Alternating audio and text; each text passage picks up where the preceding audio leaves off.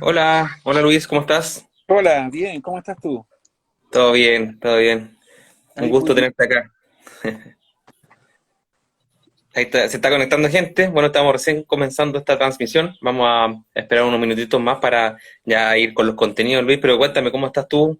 ¿Estás en Santiago, en Viña del Mar? ¿Dónde No, vives no, no, tú? yo estoy en mi casa en este momento, aquí en Concón. Yo vivo en Ah, la en parte Concón, perfecto. de Concón. No sé si me Ya. escuchas. Sí, te escucho bien. Sí. Vivo en la parte, digamos, de donde se encuentra la Plaza Patricio Lynch, por ese sector. Ya. Ya, Ahí, perfecto. la parte ¿Y siempre, antigua y tradicional de Concón. y siempre has sido ahí de la zona? No, no, para nada. Yo soy nacido en Antofagasta, estudié en Ya. Antofagasta, Universidad de Antofagasta.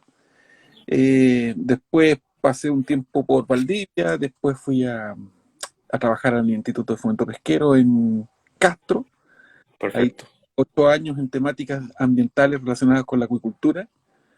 De ahí pasé un breve tiempo por la Universidad de Concepción y luego volví al IFOP a trabajar en, no sé si conocen muy bien, pero son las áreas de manejo.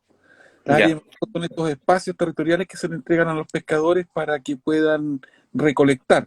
Son derechos de uso territorial que se llaman. Perfecto. Los Perfecto. pescadores en esos espacios, sacan recursos principalmente bentónicos y obviamente eso se hace a través de un estudio, ¿cierto?, que determina una cuota de captura en ese espacio y ahí pueden trabajar. Entonces, Perfecto. Oye, Luis, para la gente que se está conectando, para contar un poquito de tu currículum, tu ecólogo marino, con mención en manejo de recursos, perdón, ujú, magíster en gestión ambiental. Actualmente está haciendo un doctorado en ciencias de la conservación y gestión de biodiversidad, por lo que entiendo. Y así es. además eres académico y jefe del Laboratorio de Estudios Ecosistémicos, perdón, de la Universidad Viña del Mar.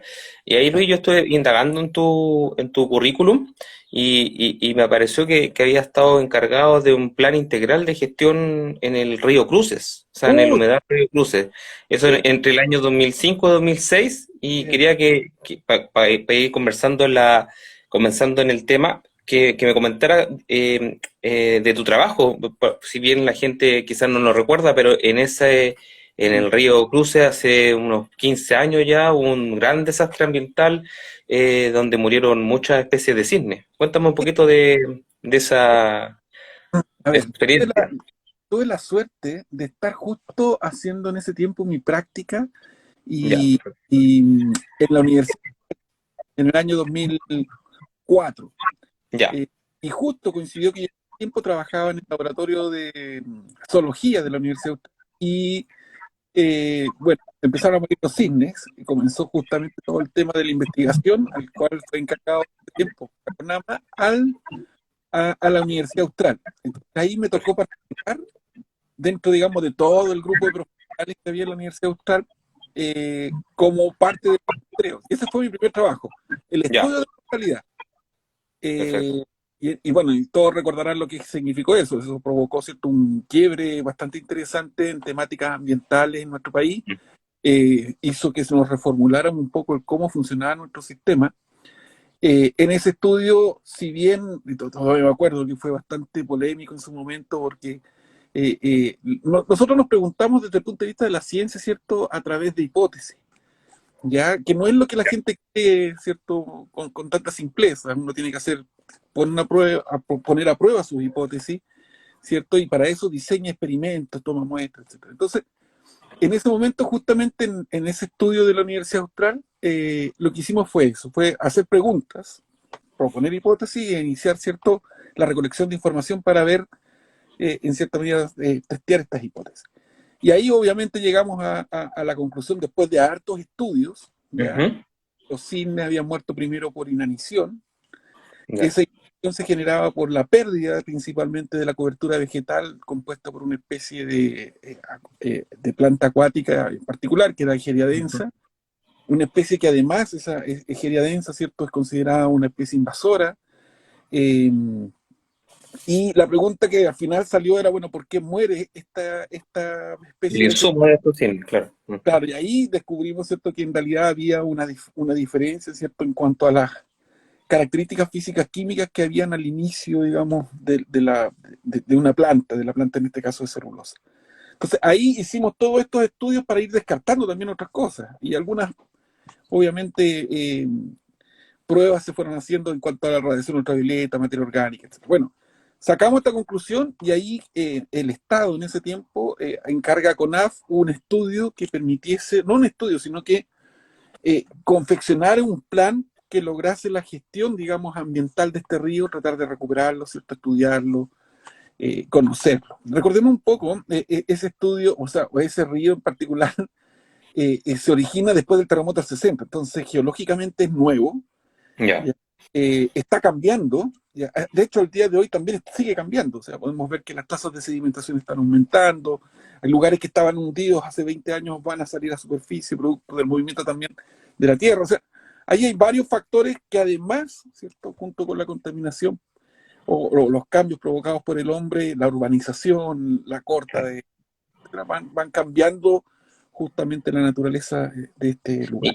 Luis, bueno, y en cierto sentido, ¿por qué dijiste tú que había marcado un antes y un después en cuanto a la legislación ambiental? En ese tiempo no existía el Ministerio del Medio Ambiente, la institucionalidad ambiental propiamente tal nace en el año 2010-2011, estaba la CONAMA, en ese entonces tenía mucho menos peso, pero ¿por qué crees que tuvo que marcó una diferencia?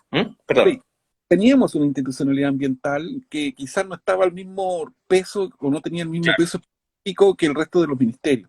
Recordemos que en ese tiempo teníamos a la Comisión Nacional del Medio Ambiente que administraba, ¿cierto?, el servicio de evaluación, o el sistema de evaluación de impacto ambiental, Ujú. además de las temáticas ambientales, las políticas. Pero Claro. ¿cierto? Al ocurrir esto, se demuestra en cierta medida la necesidad que tenemos como Estado o que teníamos en ese momento como Estado de mejorar, ¿cierto?, nuestras políticas ambientales, darle más poder a las temáticas ambientales y al desarrollo, ¿cierto?, de evaluaciones ambientales con las empresas. Entonces, ahí en el 2010 se hace la modificación a la Ley General Base y con eso se le da, ¿cierto?, el rango de ministerio, se crea Ujú. secretaría y también se crea algo súper importante que son los tribunales ambientales. También, claro, exactamente. Que dan un orden, ¿cierto? Y descomprimen un poco el sistema judicial normal, porque ese tiempo había mucha judicialización de proyectos. Bueno, Recuerdo que fue una de las razones por qué se crearon estos tribunales especializados también. Eh, además se ordena un poco también la fiscalización a través de la Superintendencia de Medio Ambiente. Entrega una exacto. inteligencia más robusta, con con un debe, que es el que todavía estamos esperando, ¿cierto?, que es la creación del servicio de biodiversidad, Claro, que es exactamente. el gran debe que tenemos en la actualidad. Sí, bueno, ahí en los programas presidenciales hemos visto algunas que quieren como impulsar lo que ya está, o sea, está ahí durmiendo en el Congreso y se ha avanzado bien poco con respecto a otras instituciones. Luis, bueno, y yendo al tema que nos convoca hoy, bueno, estamos hablando obviamente de ecosistema, de un desastre como fue el tema del río Cruces. Cuéntanos, o cuéntale a la audiencia, más que nada, ¿a qué nos referimos cuando hablamos de servicios ecosistémicos? Sí, Así. mira, la mirada de los servicios ecosistémicos podríamos decir que tiene su inicio con un cambio de paradigma bien fuerte, que fue el considerar, ¿cierto?, que los ecosistemas o en los ecosistemas también está la acción del hombre. Ujú.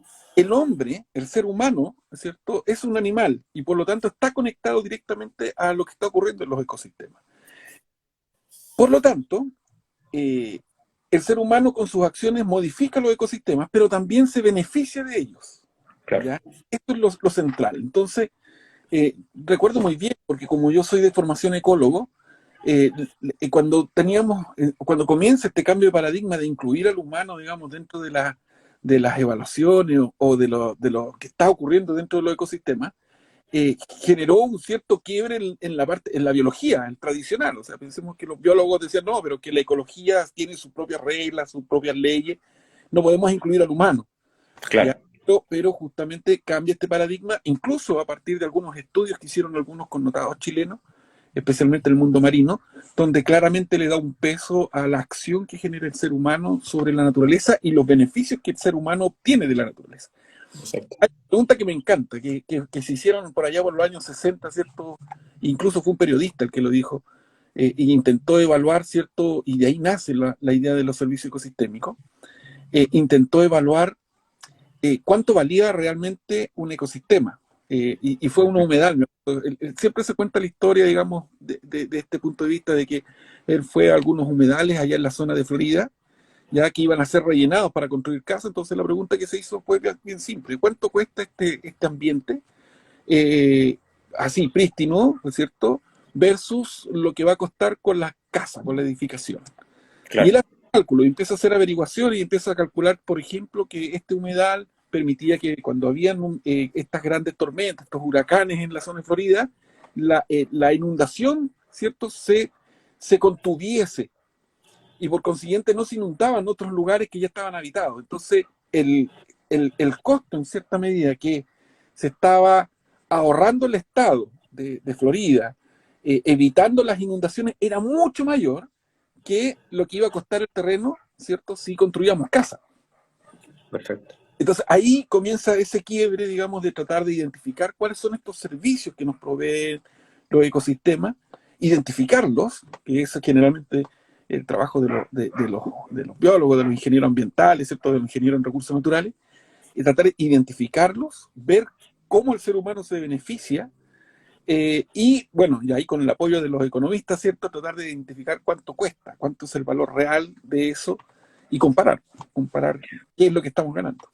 Perfecto. Oye, Luis, y en esta apertura que hubo, como tú comentabas, en los años 60, pero por ejemplo, las comunidades indígenas siempre han mantenido este respeto y esta Sí, conciencia sobre lo que le aporta la naturaleza para su diario vivir. sí, Cosa que el humano de Occidente, podemos llamarlo así, que esa post-revolución industrial, fue perdiendo esa noción. Se fue yendo a las ciudades y fue perdiendo conexión con los beneficios que le daba el ecosistema.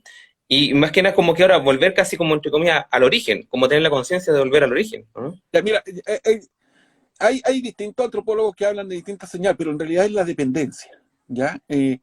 Las comunidades humanas, ¿cierto?, antiguas o ancestrales, los pueblos ancestrales, o las primeras naciones, como le llaman los norteamericanos, ¿cierto?, The First Nation. Me encanta ese concepto porque ahí te demuestra, Primero, claro. claro, las primeras naciones. eh, Ellos, en cierta medida, tenían un grado de dependencia mucho mayor a lo que ocurría en el ambiente. ¿Por qué? Porque de ello dependía su alimentación, su progreso, su sociedad, ¿ya? Ujú. Cuando el ser humano se industrializa, justamente quiebra un poco ese control que había o esa relación directa que había entre el humano y la naturaleza, ¿ya? Y efectivamente, al controlar, ¿cierto?, en cierta medida la naturaleza a través de la industrialización, nosotros vamos perdiendo en cierta medida esta arraigo, podríamos decir, que tiene que tenían los pueblos indígenas con la naturaleza. Eh, bueno, también empieza el concepto del mercado, ¿cierto? De verlo desde el punto de vista monetario, de la ganancia, etcétera. Sin embargo, eh, y de hecho hay varios videos que te muestran, por ejemplo, la mirada de algunos químicos, ¿cierto? Hay algunos muy connotados químicos que decían que la necesidad de controlar las pestes a través de la aplicación de químicos como el DDT. Ya, y en los años 50 había propaganda, no sé si ustedes los han visto en internet, pero a la gente se la fumigaba en las piscinas para evitar, Claro. ¿cierto? Ujú. Y ellos veían que era como la ciencia había vencido, ¿cierto?, lo dañino que podía ser la naturaleza. Sin embargo, a través de una serie de estudios, pero quizá el que más marca algunos temas relevantes son justamente el libro de Rachel Carson, que nos muestra ya en los años 40 que la importancia, ¿cierto?, de, por ejemplo, si tú aplicas mucho DDT, vas a matar todos los insectos. Si mata todos los insectos, mata a los polinizadores. Si mata a los polinizadores, mata, ¿cierto? Una cadena, claro, exacto. Entonces, una cadena que a la larga va a afectar directamente al humano. Pero eso, bueno, eso estuvo bastante controvertido, no había muchas pruebas, se hacían algunos estudios, pero no lográbamos tener a ciencia cierta estas relaciones. Eh, Paralelamente va aumentando el conocimiento científico de la naturaleza, y logramos, ¿cierto?, comprender que el ser humano es parte de estos ecosistemas. Y ahí, en mi caso, o en el caso particular de Chile, por ejemplo, hay trabajos notables como los de Juan Carlos Castilla en la Universidad Católica, Premio Nacional de Ciencia, y el profesor de la Universidad Austral, ay, se me olvidó el nombre. bueno, ahí en la Universidad Austral, en Mewin también, hicieron ciencia que demostraron, por ejemplo, esta vinculación del humano en los sistemas, ¿ya? Y con cosas muy simples. Por ejemplo, en la playa ya cerraron un espacio y vieron qué ocurría. Entonces evitaban que la gente entrara, los pescadores entraran a sacar loco. El loco es el caracol que todos Ujú. conocen, ¿cierto? Pero tiene una particularidad. Esa especie es predador tope, ¿ya? Ya, Entonces, es como el león de la selva, pero en versión miniatura, ¿cierto? En el no tiene un intermareal. depredador. Ah, El predador del loco es el hombre, por naturaleza. Y claro, si el hombre exacto. sale del sistema, resulta que también se desequilibra. Entonces ahí dice, oye, el humano también depende, no solamente depende del ecosistema, sino que también es parte de los ecosistemas. Y ese tipo de estudios se replicaron en otras partes, digamos, del mundo, en otras especies, y claro, fue tomando más fuerza esta lógica de que el humano también era parte de la naturaleza. Y, Y, y le afecta su propia acción, es como que le rebotan. Y en ese sentido, Luis, y estaba hablando en este sentido, la cadena de acciones que va generando el humano y que finalmente, porque sea por comodidad o por ciertos factores, va realizando y después le rebota en su cara. Lo vimos perfectamente con el tema, lo estamos viviendo todavía, con el tema de la pandemia. O sea, y ahí va mi pregunta, Luis. ¿Tú crees que se ha puesto el suficiente énfasis a nivel internacional de que realmente esto fue provocado por una invasión a los ecosistemas? Bueno, ya haya sido de dónde nació en China, obviamente, pero también responde a una cierta quiebre que que está haciendo el humano con respecto a expandir las urbes y ahí obviamente tener un contacto más estrecho con ciertos animales que obviamente ellos no tienen la culpa, si finalmente el que está invadiendo somos nosotros. Por eso mi pregunta es, ¿tú crees que se ha tomado conciencia sobre la zoonosis en este sentido? ¿Y cómo está, y en ese mismo plano, cómo evitamos futuras pandemias si no está esta conciencia? bueno, está difícil, o sea, de que se ha tomado conciencia, sí. O sea, de hecho han salido varios estudios bien interesantes. Ya, WF, ¿cierto? También levantó el tema al principio de la pandemia, en el 2019, a ver, perdón, 2020, en marzo creo que sacó un informe muy, muy relevante, pero nosotros podemos verlo más allá de la pandemia. O sea, pensemos en otra, porque uno puede decir, ya, ok, la pandemia está de moda, etcétera, pero veámoslo con otro problema, el ANTA. El ANTA, ¿cierto? Es un virus que está generalmente asociado a los ratones nativos, ¿cierto? Endémicos que evitan el bosque, bueno, los famosos colilargos. claro. Se ha visto que las tasas de contagio del antivirus han sido cada vez más altas, especialmente en dos situaciones. Primero, porque la gente está yendo más a acampar ciertos lugares Ujú. naturales. Claro. Entonces tienen una mayor probabilidad, ¿cierto?, de contagiarse de esta enfermedad. Eso es un punto. Lo segundo, cada cierto tiempo ocurre algo que se llama las ratadas. No sé si lo hayas escuchado. En Cochamó, en la zona interior de Temuco, por ejemplo, ocurre algo que los viejitos llaman la floración de la quila, ¿ya? Que tiene un poco Ya. de mito, pero en realidad se seca la quila. Algunos dicen que está asociado al fenómeno del niño, etcétera, pero hay un fenómeno en el cual se seca la quila. La quila es que esta es una planta, ¿cierto?, que aparece ahí, es muy tupida y los roedores generalmente están asociados a este tipo de ambiente. Se seca y estos roedores, ¿cierto?, comienzan a arrancar y llegan, ¿cierto?, a lugares poblados. Y se han visto imágenes increíbles de las ratadas en Cochamó. Ujú. Cuando ocurre ese fenómeno, también aumenta el antivirus. Claro. Ahora, tú puedes Y, decir, ¿por qué se secó? Algunos han propuesto la hipótesis de que puede ser, por ejemplo, cuando hay fenómenos del niño, ocurren estos eventos. Otros dicen que debiese incrementarse, especialmente en aquellos lugares donde están sufriendo sequía severa. Entonces ahí tú te das cuenta.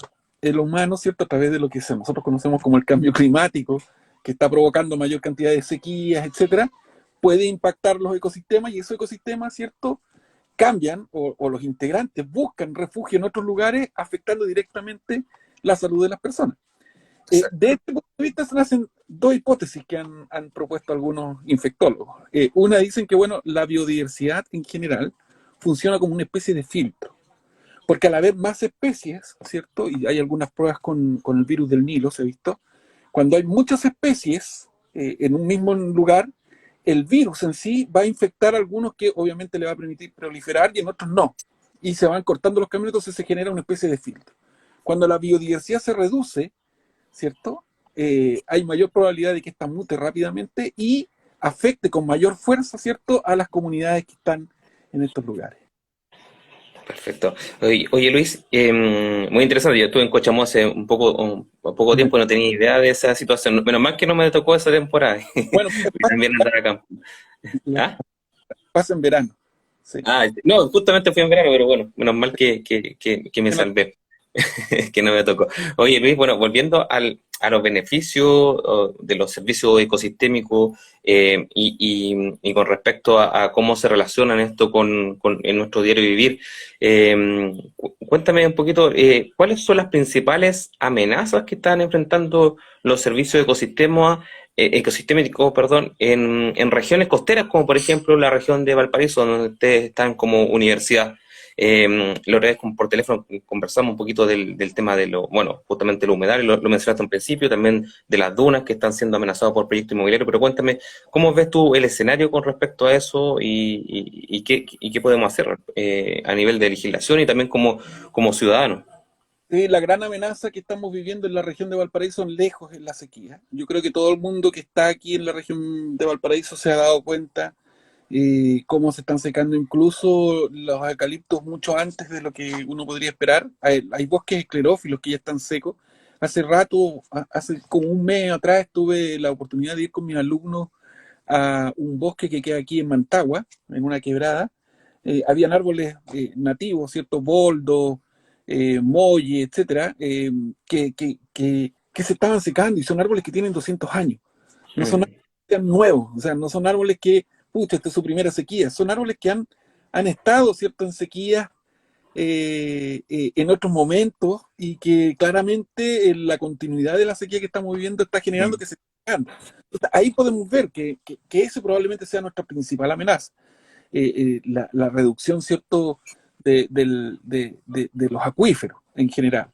Y eso pasa principalmente porque nosotros tenemos un problema que es bastante interesante, que tiene que ver con el mal manejo que estamos haciendo del agua.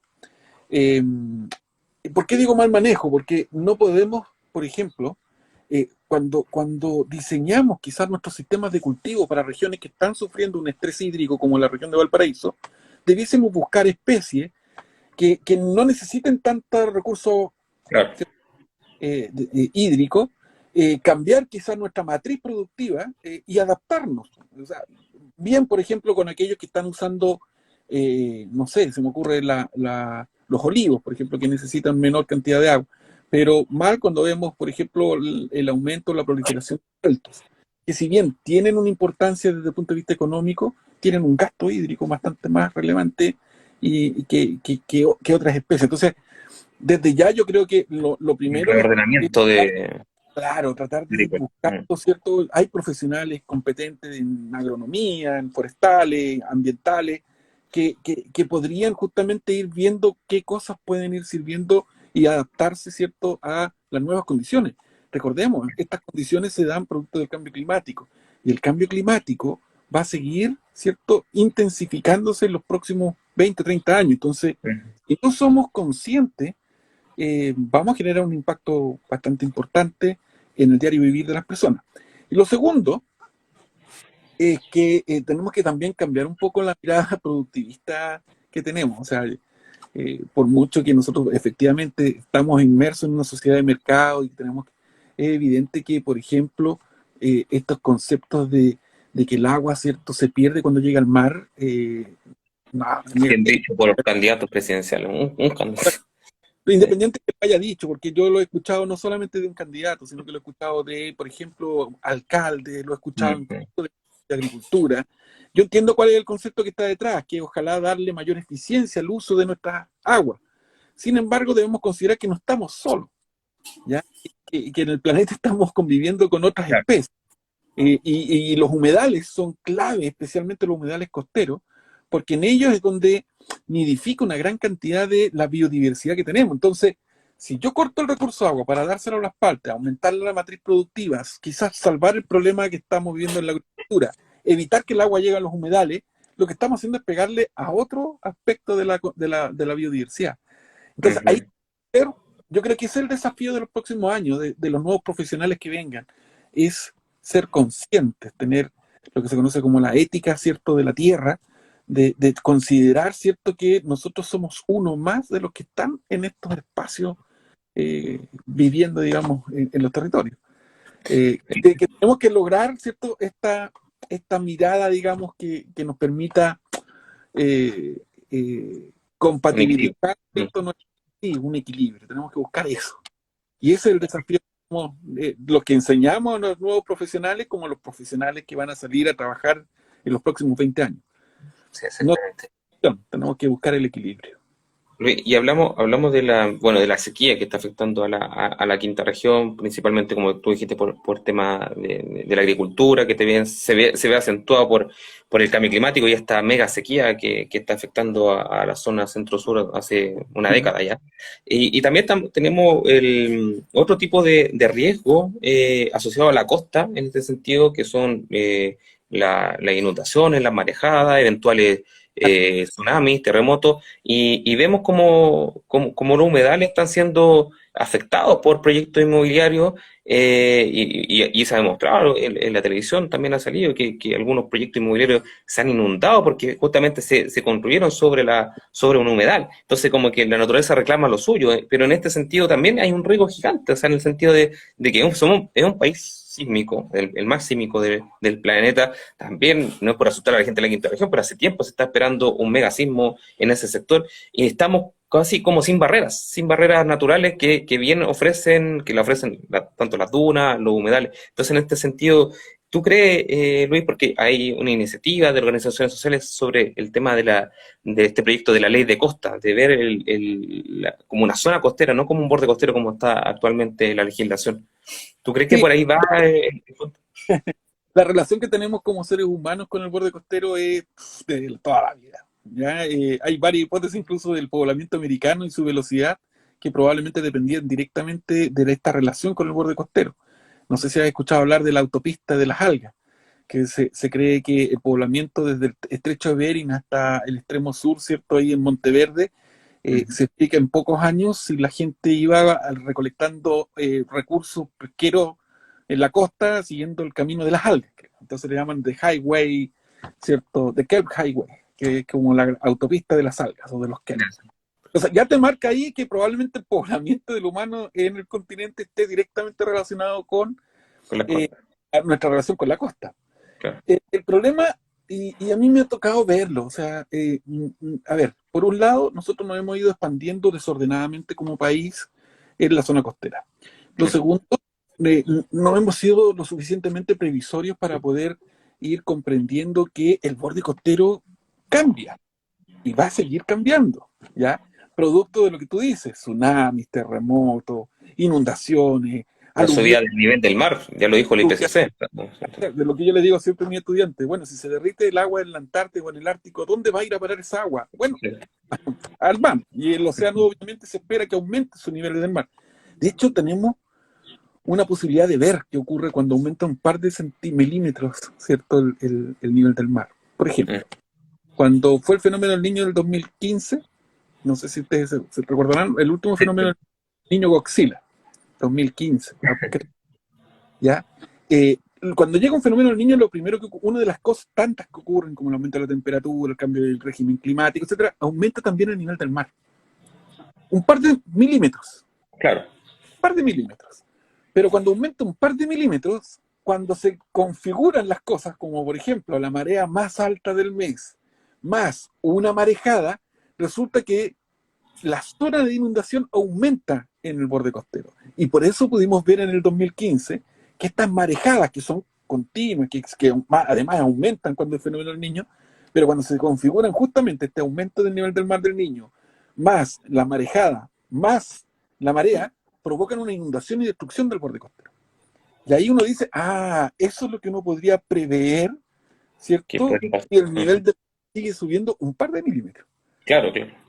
Entonces, ese ejercicio siempre los comento a mis estudiantes porque ahí tú te puedes dar cuenta, bueno, cuáles son, quieren ver el real impacto, esperemos un fenómeno del Niño con marea alta y con estas situaciones. Otro ejemplo, eh, cuando tuvimos el tsunami del 2011 en Japón, ¿se acuerdan del gran terremoto de Japón Sí. 2011? El 2010 de Chile, que cuando fue el terremoto de Japón, Resulta que se previó el tsunami que venía de Japón hacia el continente americano, que demoró como 24 horas en llegar, o 12 horas, 15 horas, ya no recuerdo. Ujú. Pero lo interesante es que justo llegó a zonas costeras chilenas en marea baja. Ya. Te lo cuento porque yo estaba en ese tiempo a cargo, casualmente, cierto, interino en el laboratorio de Putemún en Castro. Ese laboratorio es un laboratorio del IFOP que está al lado de la playa. Mi ventana de la oficina daba con el mar, así de cerca, medio metro. Y como estaba en marea baja en las planicies costeras de Chiloé, cuando llegó la ola, digamos, o el aumento del nivel del mar producto de esta ola que venía del terremoto de Japón, resulta que aumentó el nivel como si fuese marea alta. Si hubiese llegado en marea alta, te aseguro que se hubiese inundado todo el laboratorio y probablemente la parte costera de Castro. Entonces ahí tú te dices chanfle. O sea, ahí tenemos esas pequeñas, pero minúsculas, ¿cierto? Variabilidad que en cierta medida está evitando que ocurran mayores catástrofes. Ya. Entonces, cuando ocurren, bueno, nos pegan. Yo nací en Antofagasta en el 78, me tocó vivir de niño, a la edad de mi hija, unos 10, 11 años, el gran aluvión de ese año, del 91. Fue una lluvia tempestuosa al estilo Valdivia de un par de media hora, ¿ya? Y murieron 250 o 300 personas aproximadamente en una lluvia de media hora.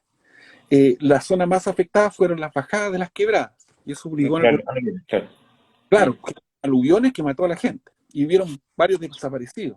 Para antofagastinos que vivieron eso, todavía sigue siendo muy fuerte. La semana pasada tuve la suerte de ir a Antofagasta y de la zona que fue afectada por el aluvión, hacia arriba, unas 20 cuadras, hacia el cerro, está construido con tomas. Si ocurre un evento como el que ocurrió Sí, en el 90, uno podría esperar el triple de fallecidos.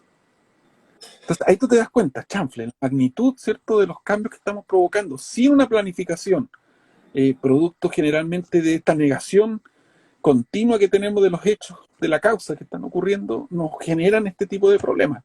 Es evidente que en cualquier momento en un país sísmico como Chile, donde en 1730 ocurrió el gran terremoto de Quintero, que ya no está en nuestra memoria porque no lo enseñan, ya es esperable que ocurra un terremoto de ese tipo en la zona. Y cuando tú vas a ver, por ejemplo, los mapas de inundación del centro de Viña del Mar, llegan hasta el Sporting, ya que eso es hasta donde llegó el tsunami de 1730. Entonces, ahí dice chanfle. Ahí está justamente la desconexión que hemos tenido ya a nivel histórico, ¿cierto?, de lo que está ocurriendo en la naturaleza y el crecimiento de las poblaciones. Falta de planificación, falta de planificación. Sí. Tú dices el Sporting, por ejemplo, pero hay edificios en Viña del Mar que están en la playa, o sea, prácticamente están ahí. Entonces, Vamos a ver cómo eh, existe el yo ahí trataría de no estar. claro, ¿cómo va? O sea, a lo que te quería preguntar es que, ¿dónde está también la conciencia o la responsabilidad empresarial en cierto sentido de que, bueno, construir un proyecto inmobiliario, que son carísimos también en el borde costero, son los más caros porque obviamente tienen una buena vista, y la gente compra, accede. Yo creo que, bueno, ahora está habiendo más información sobre el área de tsunami, pero hace 10, 15 años, antes del terremoto, antes del tsunami de 2010, no había tanta información con respecto. Y hay gente ya compró y, bueno, y quizás está cerrando el ojo nomás y esperando a que llegue algo, pero puede haber un reordenamiento también, pero también tiene que ver con un efecto cultural de que la gente también, entre más cerca está ahora de la naturaleza, como tú dijiste antes, o sea, también hay un efecto, por ejemplo, de la gente que le gusta ir a acampar y se va a escapar a las montañas, pero también hay un peligro que no está siendo bien tomado en cuenta. O sea, está bien que la gente quiera acceder, uno personalmente me gusta mucho ir a la montaña, pero también uno ignora muchas cosas de la montaña. Yo siempre le digo a mis estudiantes, uno quiere estar con esta relación con la naturaleza, ¿cierto? Uno quiere estar Sí. conectado con la naturaleza. Los que no amamos la naturaleza queremos estar ahí Ujú. conectados. Pero si nos salimos de los senderos, por ejemplo, establecidos en un parque nacional, o llevamos a pasear al perro y gato en un humedal, ahí te demuestra que seguimos desconectados. Sí. O los parlantes de música, o sea, es un parlante de música ya afecta a un ecosistema. Pero hay que tener fe, porque el ser humano es un animal de costumbre, de cambio de comportamiento. Muchas veces eh, nosotros mismos nos auto o aprendemos de lo que nos está ocurriendo. Mira, hasta antes del 2010, antes del terremoto, y ahí tenemos un excelente ejemplo, Antes del 2010, salvo algunas ciudades del norte, como Iquique, Antofagasta, Arica, tenían algo de conocimiento con respecto a qué hacer cuando llegase un tsunami. Claro. Yo recuerdo que hicieron algo muy burdo, que fue pintar los postes de color verde, porque hasta ahí marcaba en cierta medida la zona de inundación de tsunami. Ya. ¿Ya? Entonces, la gente nortina, costera, sabía que cuando llegase un temblor muy fuerte, había que arrancar y pasar esa línea de los postes verdes. No puedo. Pero en el 2010 la gente que falleció por producto del tsunami, ¿cierto? Mucha gente que era del interior que no sabía. No Tendrán teníamos las un razones. sistema de control. Como Mira, te pongo un ejemplo. En Dichato murió mucha gente de Chillán, porque estábamos en vacaciones. estaban en vacaciones, exactamente. En el interior se fue de vacaciones a Dichato. Entonces, tú vas viendo que justamente mucha gente del interior, de Curicó, estaba en la isla en Constitución, acampando. Entonces, ahí aprendimos de golpe, ¿cierto? Aprendimos de que hay que tener medidas de resguardo, se mejoró la ONEMI, se hicieron muchos cambios, incluso el CHOA cambió, ¿ya? Recordemos cómo era todo artificial o cómo, bueno, lamentablemente el chico que recibió la llamada no hablaba inglés, supuestamente. Entonces, ahí tenemos que no podemos estar en pañales, tenemos que prever ese tipo de situaciones. Tenemos que buscar soluciones acordes al nivel ya, ¿cierto?, de madurez de nuestro conocimiento. Y eso es lo que nos así como por raya para la suma, por ejemplo, y para terminar con esta idea, cada vez hay mayor conciencia de que no debemos usar nuestros autos en la playa. Te aseguro que en 5 o 7 años más va a ser impensado. Sí. Pero hace años atrás, ¿cierto? A mí me echaban los autos aquí en la playa cuando yo iba y decía, oye, traten de no pasar, me tiraban en tierra. Entonces, el hombre va adquiriendo, ¿cierto? Algunos le llaman eso memes. Hay una teoría de los memes que se repiten igual que los memes de los teléfonos, ¿cierto? Yeah. Que comienza todo el mundo como una especie de acción colectiva, pero también esas acciones colectivas pueden ir de la mano de, por ejemplo, reglas o nuevas conductas. ¿Ya? Es impensable estar fumando y tirarlo al mar el pucho. No. O adentro antes podía fumar en un bus, ¿no? O sea, son ya costumbres, bueno, va acompañada de legislación, pero también uno piensa, no, esto nunca va a poder ser posible, finalmente ya la gente se acostumbra a ciertos códigos también. Es para todos, por ejemplo, me tocó estar justo en Australia cuando comenzó la ley, digamos, de ellos de evitar justamente fumar dentro de los pubs. Y también era la misma discusión que teníamos acá en Chile cuando se inició la ley. Ellos decían, pero ¿cómo no vamos a poder? No, los pubs, los restaurantes van a ir a la quiebra claro, pero no fue, no ocurrió. Y es más, fue rápido el cambio. Yo recuerdo a mi papá fumando, viendo televisión en la casa, y es algo que he pensado en la actualidad. O sea, yo prendo un cigarro en el jardín de mi casa y luego me van a venir a decir que se está entrando el humo por la ventana. Entonces, cambia. Y eso es bueno, porque los jóvenes tienen aparentemente son más dúctiles, ¿cierto?, a tener estas conductas más apropiadas con la naturaleza. El desafío está en nosotros que tomamos las decisiones. Las leyes no son otra cosa que el reflejo de la sociedad. Si las va cambiando, se van mejorando las leyes. Oye, Luis, ya bueno, hablando de los jóvenes propiamente tal, cuéntanos un poquito cómo está el programa de la carrera de Ingeniería en Medio Ambiente y Recursos Naturales de la Universidad Viña del Mar. Esta es una de las carreras más antiguas, la más antigua de la región de Valparaíso y una de las más antiguas a nivel nacional. Entonces, cuéntanos un poco cómo está la malla actualmente. ¿Han habido cambios de acuerdo quizás a la contingencia climática, ambiental? Cuéntame un poquito para los jóvenes que están interesados en estudiar una carrera relacionada con medio ambiente y propiamente tal como una ingeniería. Sí, a ver, lo primero que tiene que tener un ingeniero en medio ambiente y recursos naturales, porque recuerda que nosotros tenemos la carrera de ingeniería en medio ambiente y recursos naturales. Exacto, entonces somos pioneros en temáticas ambientales. Pero yo, en lo personal y como cuerpo de carrera también, intentamos, ¿cierto?, instaurarle este sello de estar en el ambiente, o sea, que ellos sean capaces de efectivamente tener esta relación. Por lo tanto, tenemos mucho terreno. ¿Nos pegó fuerte la pandemia? Sí, pero principalmente el año 2020, porque no se pudo hacer prácticamente los terrenos. Intenté hacer algunas cosas ahí interesantes con mis chicos, haciéndole live, ¿cierto? Desde la Claro, playa, como se pero podía. apenas se pudo una ventana, tuvimos en algún momento, hicimos un terreno, digamos, Ya, creo. Pero ya este segundo semestre, y ya con las vacunas y con la movilidad que tenemos, ya nos pusimos al día, yo creo, en todos los terrenos y más. Creo que es clave la vinculación. Un ingeniero en medio ambiente no solamente debe conocer, ¿cierto?, de los procesos o de la legislación, debe comprender lo que está ocurriendo en el ambiente, debe comprender cómo funcionan los sistemas para poder comprender cuáles son los efectos que se originan producto de la actividad antrópica. Entonces, yo creo que ese es el sello que nosotros estamos tratando de imprimir a nuestros chicos, que ellos sean capaces de distinguir cómo funciona la naturaleza, cuáles son sus patrones, ¿ya? Para que ellos sean los primeros en detectar que alguna actividad antrópica, cualquiera sea esta, ¿cierto?, esté impactando y cómo inmediatamente pensar en remediarlo, cómo inmediatamente pensar en cambiar esa situación, porque no solamente nos podemos quedar en la parte, digamos, discursiva de, oh, se está impactando. Bueno, ¿cómo se resuelve? claro. Recuerda, ¿Cómo lo anticipamos y cómo se resuelve? exacto, ¿cómo lo anticipamos? ¿Cómo lo resolvemos? Siempre tenemos que estar con ese desafío.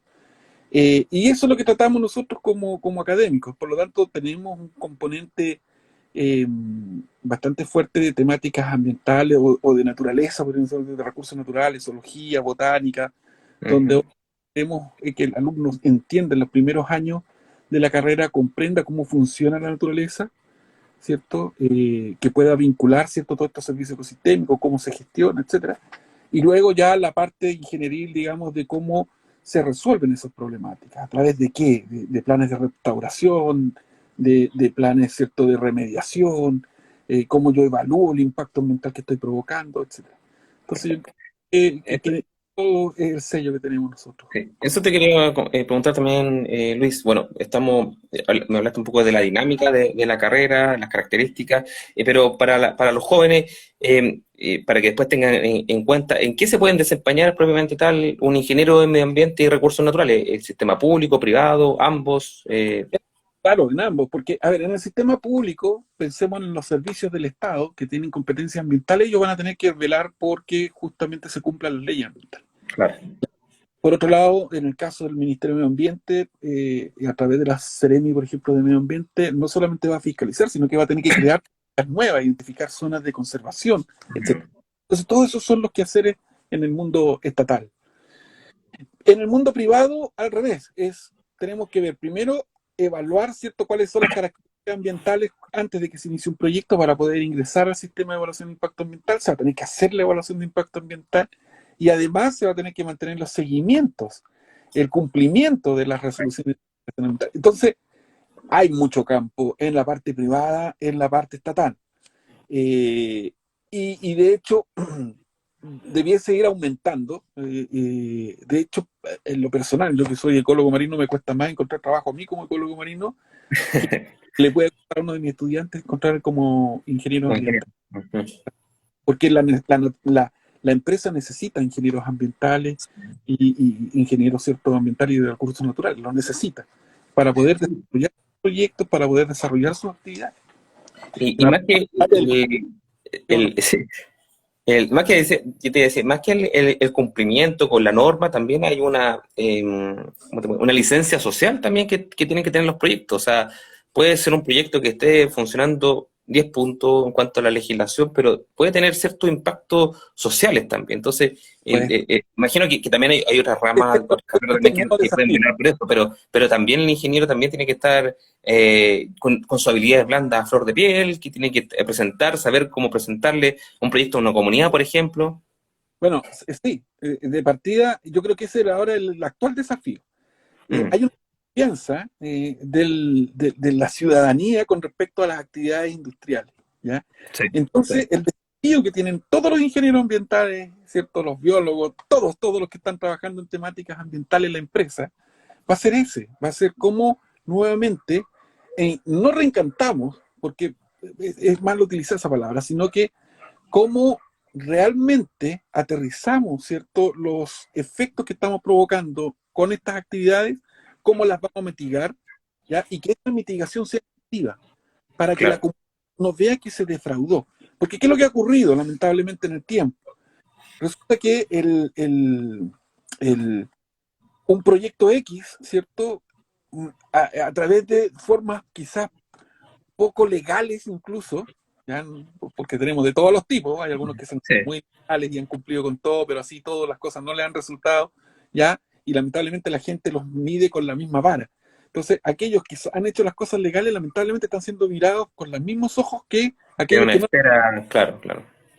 Entonces, bajo esa lógica, nosotros ahora, uno de los desafíos como profesionales es cómo le damos esa seguridad a nuestras comunidades, a nuestras sociedades, de que lo que está ocurriendo, ¿cierto?, a través del sistema productivo no está impactando su calidad de vida, ¿ya? Perfecto. Y ahí yo tengo otro de las cosas que siempre le digo a los chicos, para poder lograr eso, tú debes estar viviendo con la gente, tienes que estar ahí, tienes que ser parte, Empapado.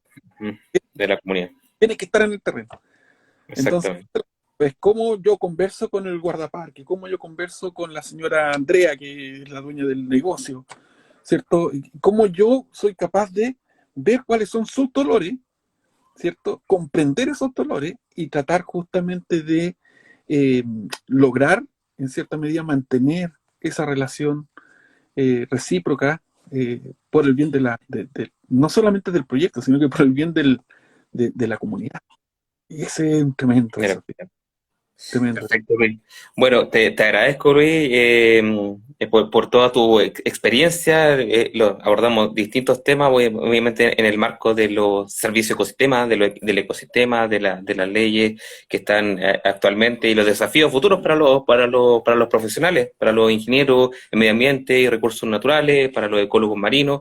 Hay mucho que hacer, sobre todo también en la región en la cual ustedes están inserto, que es la región de Valparaíso, una región bien diversa en cuanto a problemáticas socioambientales, y imagino que ahí tienen harto campo para los futuros profesionales. Así que te agradezco, Luis, por haber estado con nosotros hoy día hablándonos de estos temas, y invitamos a toda sí, perdón. No, adelante. Sí, cuando quieran, y un saludo a todos mis estudiantes que están algunos ahí haciéndome barra. El mejor profe dice Galindo, no sé cuál es el nombre, dice Galindo. Grande profe, sí, sí, hay una gran barra. Sí, Sí, es muy querido Luis, y también cuando publicamos en nuestro Instagram, muchos corazones, grandes profe, seco, así que seco profe, Cata Collins dice ahí. Así sí. que, bueno Luis, ojalá que te haya gustado esta experiencia de los live, son así dinámicas, se ha sumado gente, se va yendo gente, pero mantuvimos una audiencia ahí permanente porque estaban muy interesantes los temas. E invito a la gente, a la gente que está saliendo del colegio, a los chicos y chicas que están saliendo del colegio, que investiguen, si tienen un interés por el medio ambiente, investiguen sobre la malla de ingeniería en medio ambiente y recursos naturales de la Universidad de Viña del Mar. Aquí también tuvimos un gran exponente de esta carrera, y también los invito a visitar nuestra guía de carreras ambientales, donde podrán ver la oferta académica de otro tipo de carrera en distintas regiones, así que ahí pueden chequear eso. Así que un abrazo, Luis, muchas gracias por unirte, y saludo a todos allá en Concón y a la gente de la Universidad de Viña del Mar. Ya, un abrazo y saludos a todos. Muchas Que estén gracias. bien. Les recuerdo que vamos a dejar grabado esta conversación que tenemos con Luis, lo vamos a subir a YouTube para que se la puedan compartir a los estudiantes que no se pudieron conectar, a los fans de Luis ahí. Así que ahí la vamos a dejar guardada, no se pierde esta conversación, esta interesante conversación. Así que eso, un abrazo Luis, chaito a todos, que estén bien.